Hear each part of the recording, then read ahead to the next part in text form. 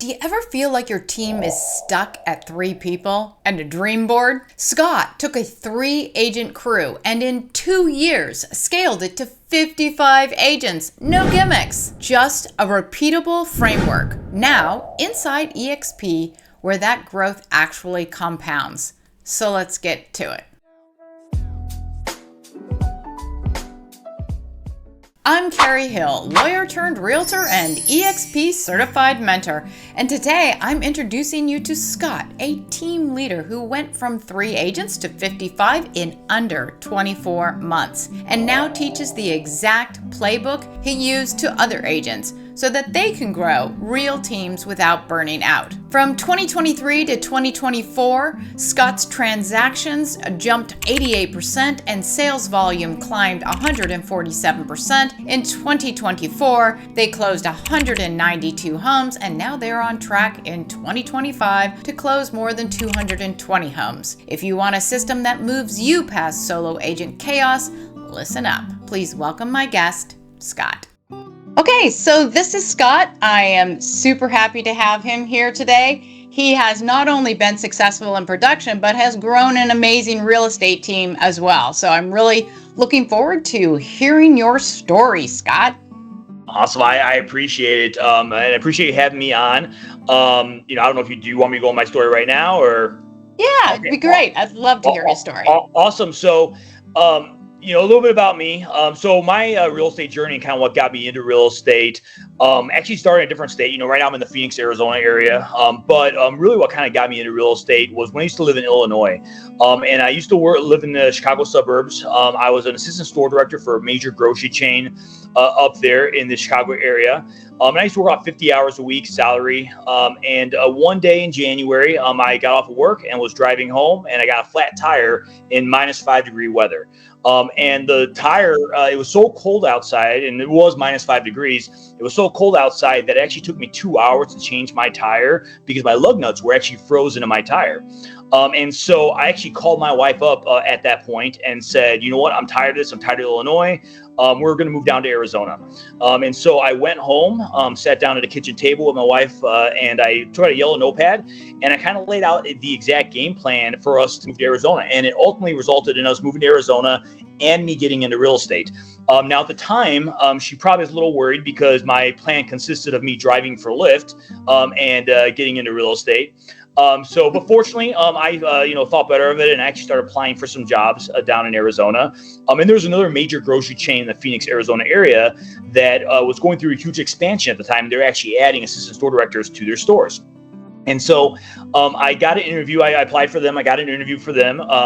And when we were coming to visit some friends for spring training at that moment, during a weekend in March, and I got a phone call from the company that actually said that they were offering me the job. And they're like, when can you be here? And so I'm like, well, I'm actually at the airport right now, flying down to Arizona. I'm like, I can be there tomorrow, and so did my drug test there while we're visiting our friends. I also we rented an apartment and bought a home at that time, all in that weekend. And so got back from Phoenix and gave my 2-week notice, which was really a week and a half because I had to be down here. And so moved down to Arizona, started working for this company. During the training program, I thought, hey, this is actually a nicer company than what I was working for. I'm like, I don't know if I'm going to actually, get into real estate. But then after I got done with my training, they ended up going through this big expansion phase where they were adding a bunch of new stores. Well, when you add a bunch of new stores, what do? They take away resources from old stores. And so they started cutting all of our payrolls. And at the time, I was running one of the top stores in the city. And so basically when they start cutting payroll, what do they expect you to do as a salary manager? Work more hours because it's not costing them any more money. So they started scheduling me 60 hours a week, 6 10-hour days every single week. And so I had a friend that was coming to visit us in the beginning of November one year. And it was probably about a year after I moved down to Arizona, or about 6 months after I moved down to Arizona, a friend coming to visit us. And I go to my boss. I'm like, hey, listen, I know I can't take off the weekend because it's I'm in retail and everything like that. But they're flying in on Friday. They're flying out on Tuesday. Can I have Friday off? And can I have Monday and Tuesday off to spend time with them before they leave? And he's like, I don't know. We'll see what happens. I'll see what I can do. Schedule comes out, ended up scheduling me the entire weekend. And on top of that, gave another manager the time off. So because of that, the next week after my friend left, went into real estate school and signed up for real estate classes. In fact, I remember I just went in and signed up for real estate classes. I ended up calling my wife after I signed up. I said, hey, honey, sign up for real estate school. And she's like, you did what? I'm like, I signed up for real estate school. And she's like, why would you do that? I'm like, we talked about this. We're going to move to Arizona and get into real estate. And she's like, well, yeah, but I thought you talked to me about it first. I'm like, well, it's done. I've already done it, So went to real estate school while I was working these 60 hours. My goal was to complete schooling before I closed on my house because, like I mentioned, I bought a house when we came out in March, and it was actually a new build, so it was going to take some time to get built. So my goal was to complete my real estate schooling before the house closed, which I did. I got my license right before it closed. Ended up closing on my house, and then the day after we closed on my house, went into work and gave my 2-week notice. And so. Then, of course, after I get my 2-week notice, my wife was very nervous, and she's like, okay, you're going to be living this freedom life and not working and all that stuff, and I'm going to be still working. And she worked in retail as well, too. She's a bakery manager for the same company that I work for. And I'm like, don't worry, honey. I'm never going to allow you to work another holiday in retail again. And so ended up coming out in real estate and did 22 open houses in my first 25 days in real estate, and then I did 5 open houses a week every single week for 6 months. It took me about 4 months to get my first paycheck, which was at the end of June. About mid-July, my wife on her way to work to do inventory, since she's a bakery manager, got into a huge car accident, actually got sideswiped. A guy ran through a red light, and she was actually driving a convertible, so obviously not a lot of protection there. So she ended up tearing 2 ACLs, a rotator cuff, and got a herniated disc in the back of her neck. And so fortunately, this happened mid-July. I closed my first house in June, and by that time I had some momentum that was kind of coming our way. So she obviously went on disability, and at the time with disability, they don't give you your full paycheck, And so since she was out on disability, I'm like, hey, honey, since you're not working anyways, why don't you go to real estate school? I'm like, you might as well do that, instead of staying at home, not doing anything. So she went to real estate school at that point. Fortunately, her disability took her through the holidays, and then about end of January, her work comes to her and says, listen, you're out of disability. Either you have to come back to work or you have to quit. And so she goes back to work, and probably she was there for maybe about a week. And then I remember one day she called me up and she was in so much pain, and, because she didn't have everything fixed on her. She had ACL surgery, but she didn't have everything else fixed on her.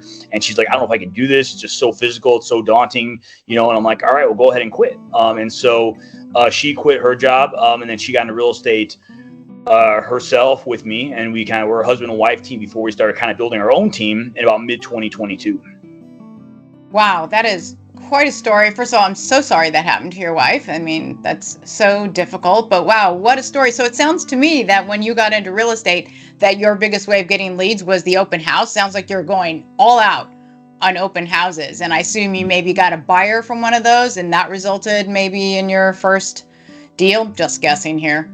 Yeah. Most of my business at the beginning were almost all open house leads. I closed 8 homes in 6 months, and of the 8 homes, 7 of them were directly from open houses. One of them was from a squeeze page at the time. So, but yeah, most of them are from open houses.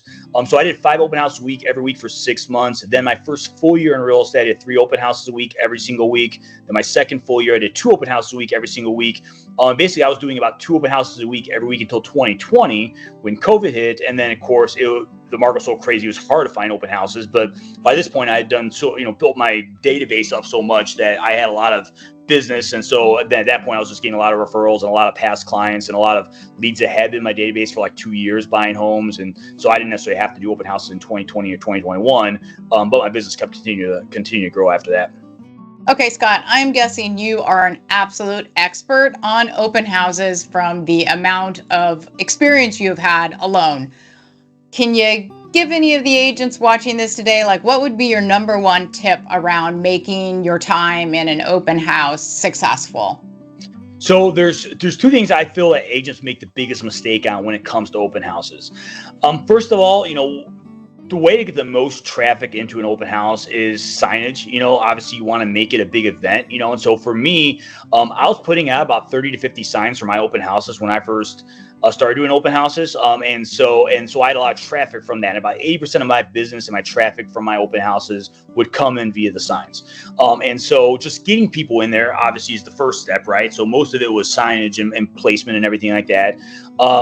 We would do some other additional marketing, stuff like that. Like I used to run Facebook ads, but Facebook ads are typically geared towards just generating interest before the open house to then get leads in your database. But most of them, by the time they look at the home, they're like, this isn't really for me, but you already captured their information via the Facebook ad. But the signage is typically what brings most people in. So that's the number one key, obviously, is first getting them in the house. Then the second key that most agents miss out on is that asking for the appointment at the open house. Most of the time leads come in, you give them their information and you say, hey, sign in, give me your information, and then maybe have some small talk and say, okay, great, have a nice day. Let me know if you need anything, right? Well, I'll tell you right now, I hated following up with leads. And so because of that, I knew that once they left that open house, if I didn't get an appointment set with them, that the likelihood of me converting them was going to go down tremendously. So because of that, I had a huge urgency at that point that once they were there, if I felt like they were a quality lead that was going to eventually buy a home, I was always trying to schedule a follow-up buyer consultation where we could sit down, go to the home buying process, educate them on the home buying process, and finding out more what they're looking for. And so I think that's where most agents also struggle, is they don't ask for the appointment enough at the open house.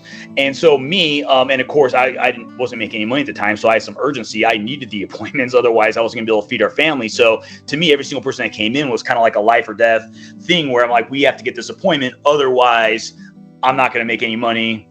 My family's gonna, go hungry and all that stuff. So that's kind of I think the two biggest takeaways that I would see that agents make the most is signage. A lot of signage is important, and then also asking for the appointment while you're at the open house. After, of course, you're building a relationship and stuff like that. Okay, those two tips are excellent. Let me ask a follow up on those. Signage. Okay, you said 30 to 50. Is that what you said? 30, yeah. 30 to 50. How far away are you going to point in? Where are you putting those signs? That's a lot of signs. I haven't heard of more than 8. Yeah. So obviously being in the Phoenix area, everything in here is kind of like a grid, and so typically you have like a 1 mile, like 1 mile radius that separates like all major streets. And so let's say you have a neighborhood. My goal is to hit at least 2 main intersections leading into the neighborhood. So you have like your main street and then your street that leads into the neighborhood. And so typically on every single major street, I'm putting 8 signs, 4 on each side leading up to that open house, and then vice versa. Like, you have another main entrance, it's the same thing. So I would like to try to find 2 main entrances. When I start getting to like 50 signs, then you're looking at about 4 main entrances in the community. And then on each corner in the community, in the neighborhood, I'm putting about 2 to 4 signs in each corner. So like I'm hitting like all like 2, like, like let's say there's only like 1 turn, but it's not through street, then there might be 2 signs in the corner. Or if let's say there's like a through street that's, and I'll put like 1 in each corner, which makes it 4 signs leading up to it. And so typically you kind of want to make it a spectacle. You want to get a lot of traffic through, but then also kind of creates that like kind of like a event type environment where you can't miss it. So I can't tell you how many times I've had, like, I remember one time I was doing an open house with my wife. I had a lead come in and the lead's like, listen, I don't want to see this home at all. I just want you to sell my house because of all the, all the signage you put out. I see all the marketing you're doing. And so I went to left, because we were doing this open house with my wife. I actually left the open house, did a listing appointment on the spot and got the listing, just from that. And he was actually listed with another agent before he was listed with us. And they couldn't sell it because there was a tenant in place. But then once we got it listed, we had it sold like within a week at that point. So, so it's not just to obviously get buyers in, but sometimes too, you're also drawing attention from neighbors in the community, because then what's going to happen is they see how much signage you put out. They're going to be more likely to have you want to sell their home. And so I think that's kind of, there's 2 different ways to kind of look at it, but I think hopefully that answers your question. Absolutely does answer my question. And I can absolutely see that. I mean, nobody can miss your sign because you have multiple signs in relatively the same kind of area, but from whatever direction you're coming. Okay, I have to ask one more question about the signs before we go on. And that is, how big are your signs? Are you doing like the 2 feet by, What size signs were those? So they're like the normal signs. So they're like an A-frame, like aluminum signs. They're not like the really cheap ones or anything like that. They have handles on the top, but they're the A-frames that kind of separate. I don't go like much bigger than the normal signs that you normally would see. Like sometimes I'll see some that are like a little bit taller, and a little bit. But it's I never typically have used those. I just kind of use the normal, typical signs. So like 24 inches by 24 inches. That large still? I've never measured them, but maybe okay. that's a normal that's normal size sign. Then yes. Okay. Well, I have one more question about the open houses. Then I really want to get into your transition into teams and what you do and how that's so completely different. So the other question is, how do you get through when somebody walks on the door of the open house? How do you get from that moment to the moment where you felt at the time that, you can ask for an appointment? How do you get to that? Yes. So one of the biggest keys is obviously whenever we do an open house, I have a table right at the front door. So as soon as someone comes in, they see my table. I'll have some flyers out about the open house. I'll have some information there, and then usually what I've always done is I've had 4 clipboards at the front of each table, and usually since I'm right there, I invite them in. Hey, welcome. Nice to meet you. Have a conversation with them. Usually give them a flyer, tell them some quick information about the home, and then usually I'll give them a clipboard and say, hey, if you can do me a huge favor, fill out the survey. Let us know what you think about the home, and give us any feedback that you have. And so obviously the top, it's got their buyer, the buyer information. So like that, it'll ask some questions. Are you looking at buying a home, selling a home, renting a home? Like it'll ask them some of those questions as well too. But I basically try to allow them to do that as they're walking around the house, so that way they're not necessarily feeling obligated to fill out right away. And then of course, as they're viewing the home, I'm asking them questions. So like usually my first initial question I ask every single lead that comes into the open house is, what brings you in today? Are you looking at buying a home, or are you just kind of browsing around, seeing what's out there? Now, obviously, if they say, oh yeah, we're looking at buying, okay, great. Now I can go deeper into those questions. Okay, have you been looking for a while? How have you been looking at open houses? And if they're like, oh, I've been looking for a while, how have you been looking? Just on your own, or you've been looking? So like you kind of start leading into additional questions after that. If someone says they're just browsing, then I might be like, oh, do you live in the neighborhood? How long have you lived in this neighborhood for? So I kind of go deeper into those questions. I try to do it as they're walking around the house, so I don't want them to like stay at the front of the home and like ask a million questions. Usually that first one is kind of like right at the beginning, but then the rest are kind of at, sporadically done at, strategically as they're viewing the home. And so then at that point, as I'm talking to them, I'm kind of getting the feeling, okay, well, what type of lead is this? Is this someone that's like, they're hot, like they're looking at buying a home, blah, blah, blah. Or is this someone that's truly just browsing, and then it's like, okay, well, they don't have any attention. They're just a nosy neighbor, want to see what's going on, stuff like that. If I can tell that they're a super hot lead and they're looking at buying a home and they don't let on they have an agent, then at that point, I'm trying to hit them at the end. Be like, hey, listen, especially like, let's say I find they're a first-time home buyer, say, okay, great. I actually specialize in first-time home buyers. One of the things I love doing, especially with first-time home buyers, is scheduling a time for us to sit down, maybe at a Starbucks near your house, so that way I can kind of educate you on the home buying process, find out a little bit more about what you're looking for, and at least that way you have all the information necessary to make all the best decisions for yourself and your family. Do you have some time this week where we can sit down at Starbucks and see and kind of go through all this with you?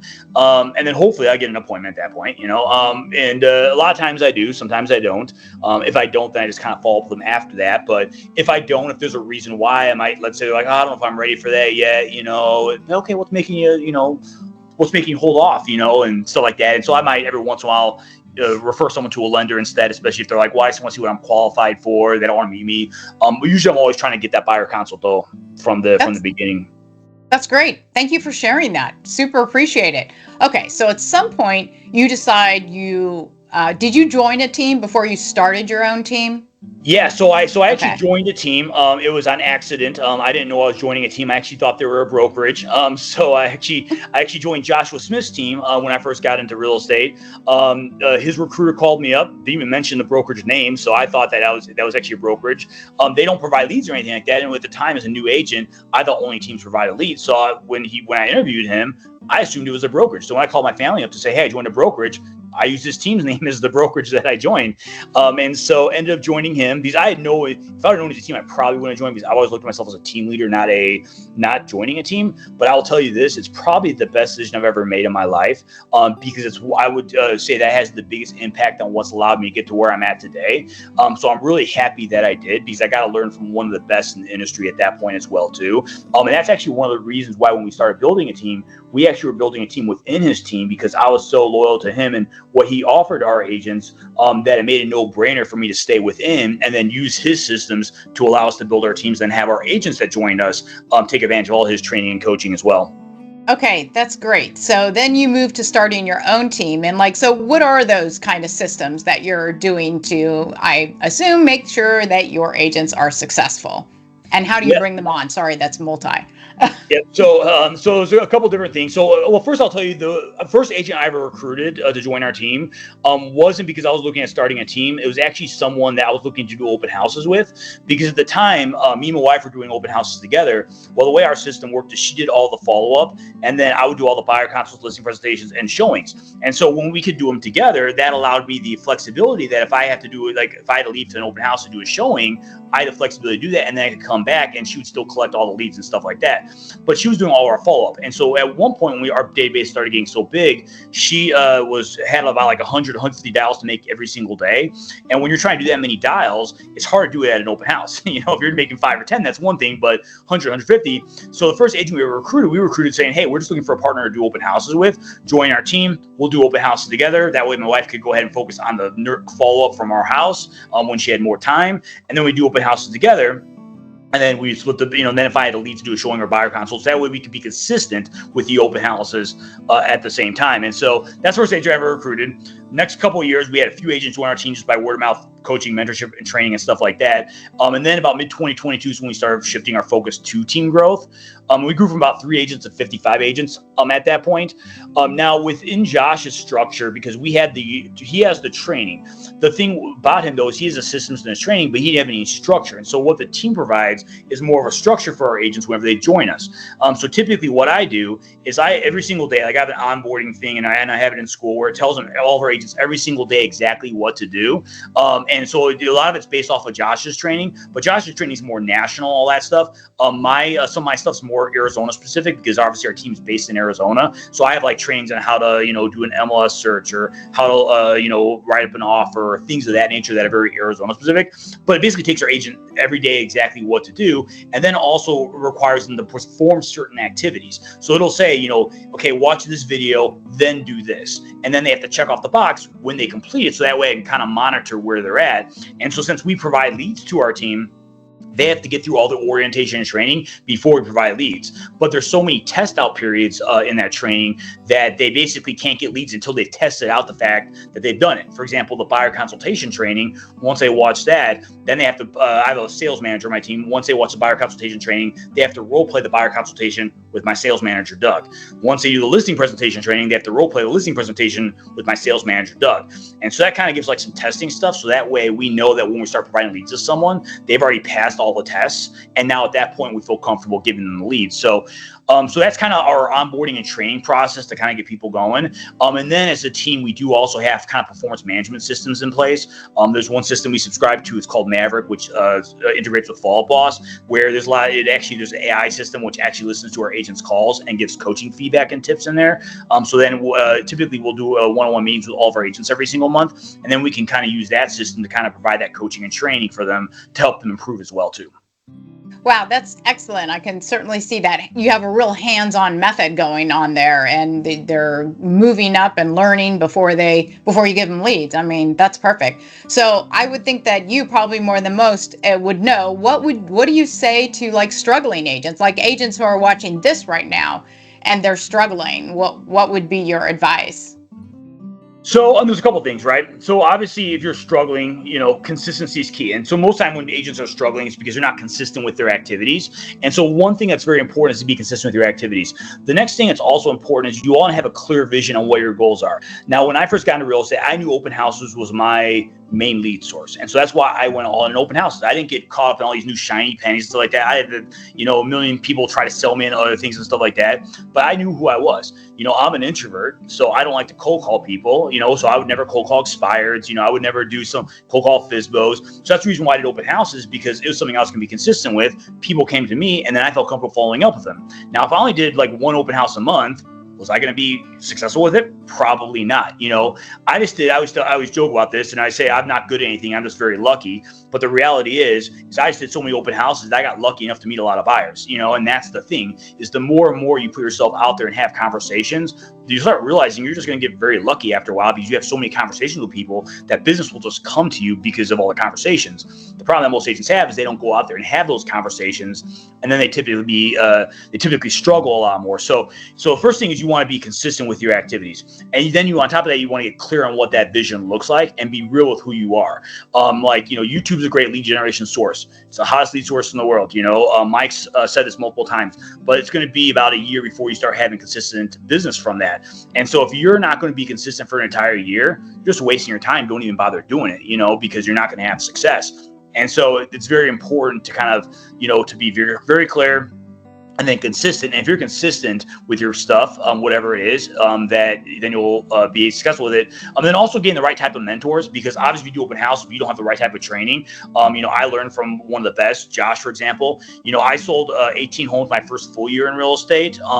But the reality is Josh sold 48 homes his first year in real estate doing open houses. Well, if you want to learn how to do open houses, go to the guy who sold 48 homes his first year in real estate. That's where I got my training from. I didn't do as good as Josh, but he also did it at a higher level than me. I just got a lot more luckier, and he's more salesy than me. But it obviously works. So you want to make sure you have the right mentors that give you the right training as well too, and give you the right vehicle to help you get to that next step. That's great advice. Great advice. So first of all, you don't seem like an introvert to me, but you would know. So I'm just wondering, I don't think we actually touched on exactly what brought you to EXP. If you could tell us about that. Yeah, so like I mentioned, when I first got into real estate, I joined Josh with our previous brokerage. I was kind of a team within a team. Now in November, Josh actually moved over to EXP.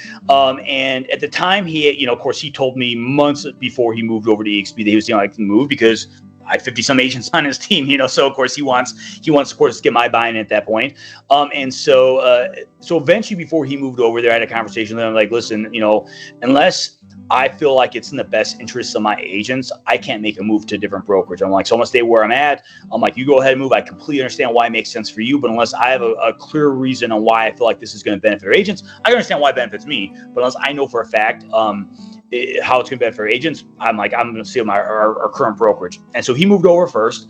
By looking back in retrospect, it's probably the best decision I've ever made in my life, is by not moving to EXP when he did.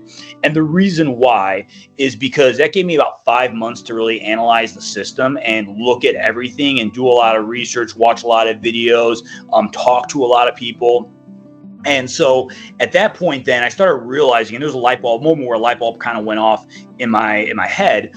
And at that moment, I realized there's a way that I could structure it, which I didn't know before, how I can make our agents a lot more money within our organization as well, too, and it could benefit our agents. And a lot of that, so we actually created within our team, we created what we call an agent leader or mentor program, where what we do every time we bring a new agent onto our organization, we actually put them underneath one of our top producers' downlines as their sponsor. And so what that does, it does a couple things. One, it obviously rewards our top producers for being successful and obviously gives them revenue share, but also gives a new agent to our team an opportunity to shadow maybe a more experienced agents, and we can make it more a geographical location. So there's a lot more like wins in there, right? There's multiple wins from that.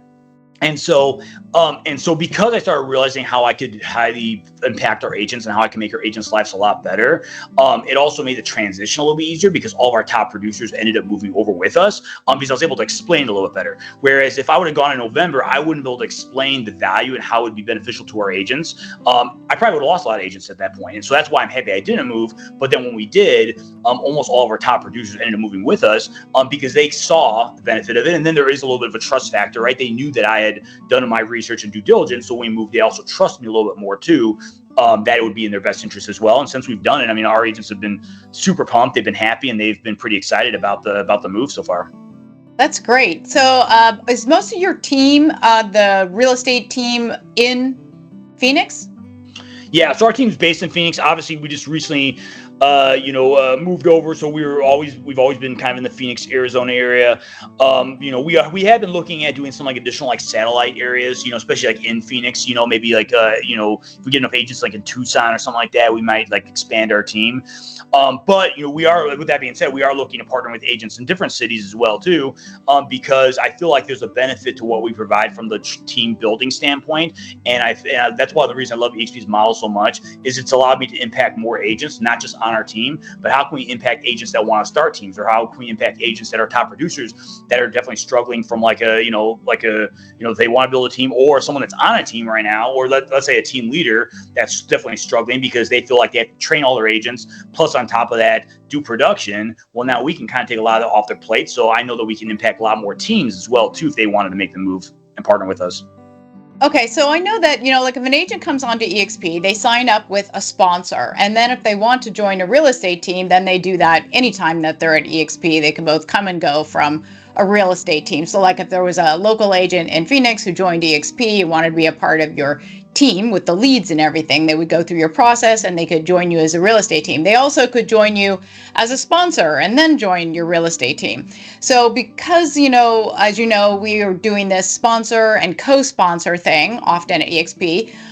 Scott and I both have the same upline, and so we have the same access to Mike Sherrard's and the Wolf Packs and all their assets, and then we each have our own things as well. Scott and I do as well, but we can work together in that. But it seems that this structure could really spread out your agents, all over the world, Scott, right? They could sign up, and with either as you as sponsor and me as co-sponsor, or the other way around if they wanted both of what we had. But so let's say that an agent from, I don't know, Hawaii, signs up for in sponsor, and I'm either the sponsor or you are one of his co-sponsor, and so they're not going to actually physically be in your Arizona team. What would they see as their value package from you? I mean, would you still be like teaching them how to do their own team? What can you do remotely like that is what I'm getting at. Yeah, I mean, I'm a very systematic person, so all of our stuff's all system based, so it takes away a lot of the emotion or thinking out of it. I always joke I don't like to think very much, so it's just easier to kind of go ahead and just kind of create a system with it. And so basically they would get, one-on-one mentorship, especially if they're looking at growing a team. We do have a blueprint that we created to teach agents how to go ahead and build a team. Again, we built from 3 to 55 agents within 2 years. I don't personally find like that was very hard to do. So I think it's pretty easy to replicate it. And we can basically train any agent on how to replicate it as well too, within that, because again, the biggest thing that most teams and even most brokerages, have problems with is training their agents. They don't have a good training structure. Most brokerages, it's just crazy to me. Like I've talked to a lot of different brokerages, and most brokerages don't have a training university. They might say they have in-person trainings and stuff like that, but if I were to train someone how to run a CMA, let's even whether it's Zoom or in person, I would train someone how to run a CMA. In about a week, they're going to forget everything I told them. They're going to probably call me up again and say, "Hey, can you run a CMA? Or can you train me how to run a CMA?" And so to have a university in place that you can just plug your agents into and then provide all that type of training makes it so much easier. So then either A, if you're a team leader and you want to stay in production, you still have the ability to do it because you don't have to worry about training your agents, and my system's kind of plug and play. Or if you just want to focus on team growth and coaching and mentorship, but you want other people to be able to help and train your agents as well too, you have the ability to do so. So it's definitely being remote, it's super easy, and all my stuff's done virtually too. We run our team virtually, so we actually don't have any team offices. So it's pretty easy to run virtually, and I can train anyone how to do it.